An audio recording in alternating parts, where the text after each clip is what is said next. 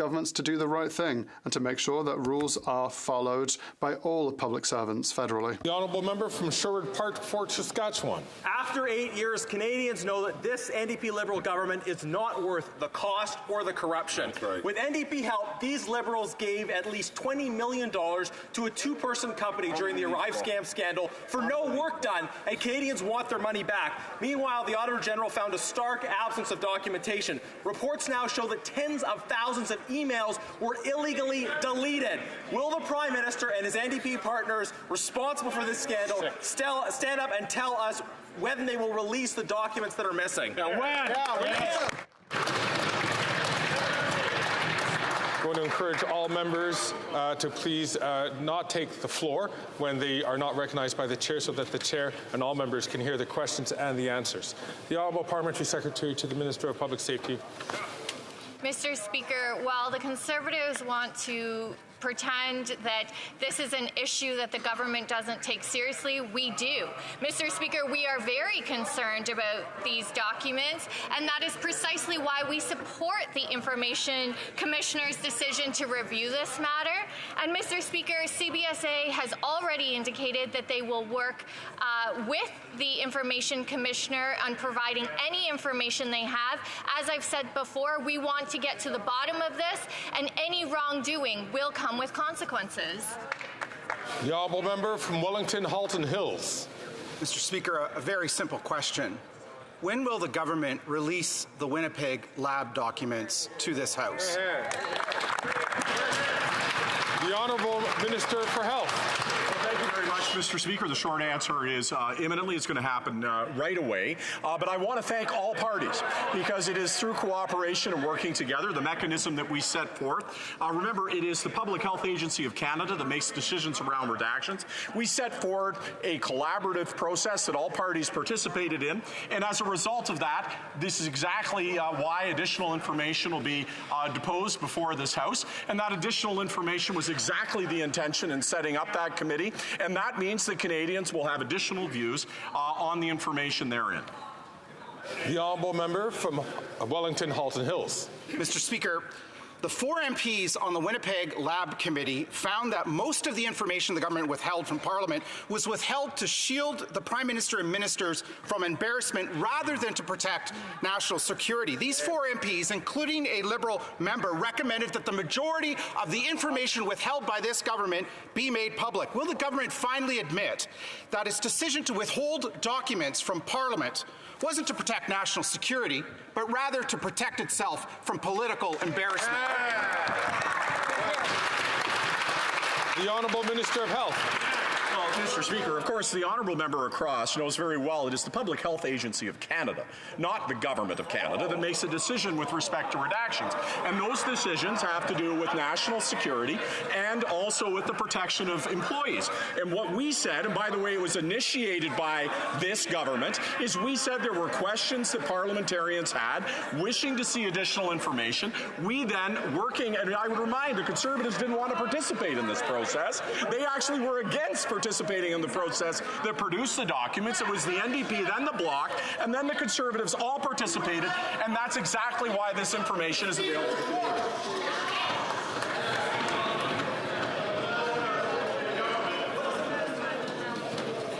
You want to split that hair? Ask order. Order.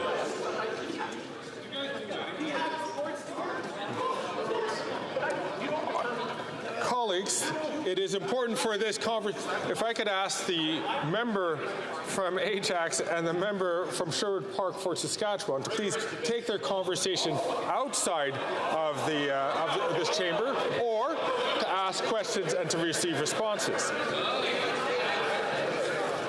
Colleagues, the honourable member from l'honorable député de Laval-des-Îles.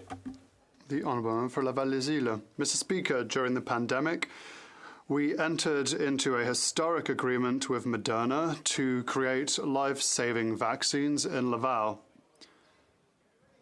Can the Minister tell us about the progress of this facility and what it means for jobs, for growth, and for success in Canada's biomanufacturing sector. Thank you, Mr. Speaker. The Honourable Minister for Innovation. Mr. Speaker, I would like to thank my colleague for La Val des Îles and all my colleagues. We've delivered. Last Friday, I was with my colleagues to celebrate the end of the construction of the Moderna factory, the most modern factory in the world. It'll be here in Canada. We'll be able to build produce 100 million vaccines. Mr. Speaker, this is great news for Laval, and excellent news for Montreal, excellent news for research, and excellent news to make sure that we continue to be at the forefront of scientific progress in the world. The Honourable Member for Bellechasse-les-Etchemins, Lévis. Mr. Speaker, in the Chaudière-Appalaches region, an upsurge in violent crime is creating a great deal of insecurity. These violent crimes only confirm the appalling increase in violence in the country, which under this government has seen a 39% increase in violent crimes and a 61% increase in assaults with weapons or bodily harm. That's a sad record after 8 years of this Prime Minister. When will he reverse his laxist policies on crime and send criminals to prison where they belong? The Honourable Member, the Honourable Minister for Justice. I appreciate my colleague's question. What I would like to highlight for all Canadians is that crime in our community is a priority for every single parliamentarian in this House. That being said, with Bill C-48, which has just been adopted 2 months ago, with that bill, we have been able to target violent offenders that have used a firearm or weapon in their crime. And we will target them in particular so they remain in prison. The Honourable Member for Bellechasse-les-Etchemins, Lévis. Mr. Speaker, the Liberal government's policies allow violent criminals to serve their sentences in the comfort of their own living rooms, courtesy of the Bloc-supported Bill C-5. Another story of this constant blunder has been made public. A teenage girl was lured by an ex-policeman who is serving his sentence at home. This is unacceptable, Mr. Speaker, at a time when violence of a sexual nature has jumped by 71% since this government took office. What does the Prime Minister have to say to the victim who had the courage to speak out and who is seeing this sweet sentence served by her attacker at home? The Honourable Minister for Justice and Attorney General of Canada. Violent and sexual crimes are an absolute priority for our government, and that has been the case since we came to power. With regards to intimate partner violence, we targeted those actions a number of times through our bills, through bails as well, and through other sentencings. With regards to mandatory minimum sentences, we have a complete contrast with the Conservatives when we deal with the overrepresentation of Indigenous and Black communities in our prisons. We have to target that kind of measure. Member, some South Surrey White Rock. Common sense Conservatives will stop the crime that the NDP Liberal Prime Minister has unleashed on our streets for 8 years. Instead of enforcing the law and stopping crime, he's going after law-abiding sports shooters and hunters. Machine guns are illegal in Canada since the 70s, but last week, caught on video, violent attackers with machine guns opened fire at a home in small city White Rock. Why does the Prime Minister prioritize billions of dollars going after hunters and lawful gun owners instead of the real criminals? The Honourable Parliamentary Secretary to the Minister of Public Safety. Mr. Speaker, our government has been steadfast and focused when it comes to going after serious criminals, something that the Conservatives can't actually talk about. As they yell out, Mr. Speaker, it'd be interesting for Canadians to know that during their time in office, they cut 600 RCMP employees from being able to operate across this country. Mr. Speaker, the so-called common sense Conservative means cuts to policing. We are cleaning up the mess they created. The Honourable Member from Balpec. Thank you, Mr. Speaker. Investments in infrastructure like roads, highways, bridges are crucial for our supply chains, local economies, and traditional industries, commuters, and all Canadians. Last week, our government, along with the province of Prince Edward Island, invested over $21 million to improve local roads, benefiting islanders and building on significant infrastructure investments. Can the Minister of Housing, Infrastructure and Communities share with this House the government's policy on projects like this and how they benefit rural communities? The Honourable Minister for Housing, Infrastructure and Communities. Mr. Speaker, I want to thank my honourable colleague for an excellent question, for his advocacy to get roads built in his community. This announcement worth more than $21 million is going to help build or improve 149 kilometres of road on the island. We continue to fund different road supports across programs, whether it's the Canada Community Building Fund, the Disaster Mitigation and Adaptation Fund, National Trade Corridors Fund, or the Invest in Canada Infrastructure Plan, which included specific eligibility for rural roads. We've got programs in Calgary and my own constituency in Nova Scotia and on the island. We're going to keep doing what it takes to put people to work in good paying jobs that build communities. Hey. The Honourable Member from Churchill-Kiewatnik-Askey.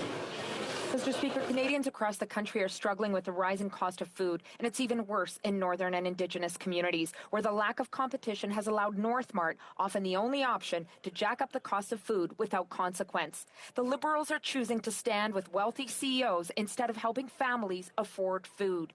In addition to competition, First Nations like Garden Hill need reliable all-weather roads to be able to bring in food and supplies. When will the Liberals stop subsidizing CEO profits, take on the grocery giants, and stand up for Northerners? The Honourable Minister for Northern Affairs. Thank you, Mr. Speaker, and I thank the member for her important question. We are working with provincial governments, with territorial governments, with Indigenous governments, with communities of the North to address the very real challenges that are in the North: isolation, lack of infrastructure, the high price of food, and the high price of absolutely everything. With the partnerships we have, I'm confident that progress is being made, but there's so much more to do, and we will get it done. Next on the list is the Honourable Member from Spadina, Fort York, but I understand that the member is having a difficulty. I'm going to ask him if he could just make sure that he could select the right microphone on his screen so that the interpreters will be able to have the proper sound. And I'll give the Honourable Member a couple of seconds to do so.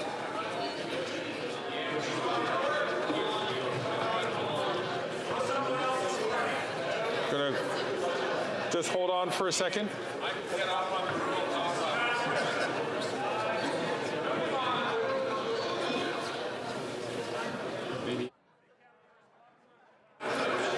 I'm afraid we're going to have to come back to the member on another day for him to ask his question so that we could work out this technical difficulty. And so brings to the end of question period. If for honourable members who would like to listen, I have a ruling which I would like to make, or a statement. La présidence. The chair. Sorry, I'll just wait for all members to leave quietly.